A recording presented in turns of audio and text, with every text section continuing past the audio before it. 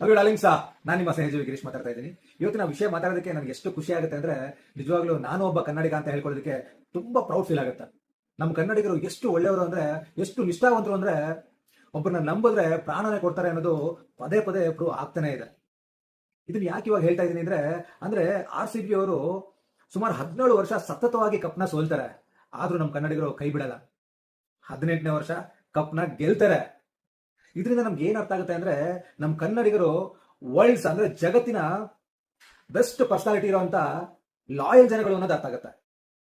ಈಗ ಎರಡನೇದು, ಒಬ್ಬರನ್ನ ನಂಬಿದ್ರೆ ಕೊನೆ ತನಕ ನಂಬಿ, ಅವರು ಗೆಲ್ಲ ತನಕ ನಂಬಿ, ಅವ್ರನ್ನ ಗೆಲ್ಸೋ ತನಕ ನಂಬಿ ಅನ್ನೋ ಒಂದು ಪಾಠನ ಇಡೀ ಜಗತ್ತಿಗೆ ಹೇಳ್ಕೊಟ್ಟಿದ್ದಾರೆ ಅಂತ ನಾನು ಹೇಳಕ್ಕೆ ಇಷ್ಟಪಡ್ತೀನಿ.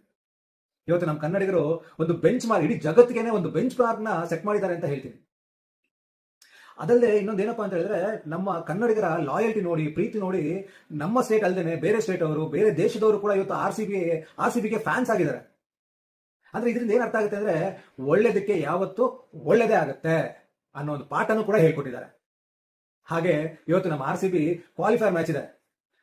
ನನ್ನ ಕಡೆಯಿಂದ, ನಮ್ಮ ಕನ್ನಡಿಗರ ಕಡೆಯಿಂದ, RCB ಫ್ಯಾನ್ಸ್ ಕಡೆಯಿಂದ, ಅಂದ್ರೆ ವರ್ಲ್ಡ್ಸ್ RCB ಫ್ಯಾನ್ಸ್ ಕಡೆಯಿಂದ RCBಗೆ ಇವತ್ತು ಆಲ್ ದ ಬೆಸ್ಟ್ ಹೇಳಕ್ಕೆ ಇಷ್ಟಪಡ್ತೀನಿ.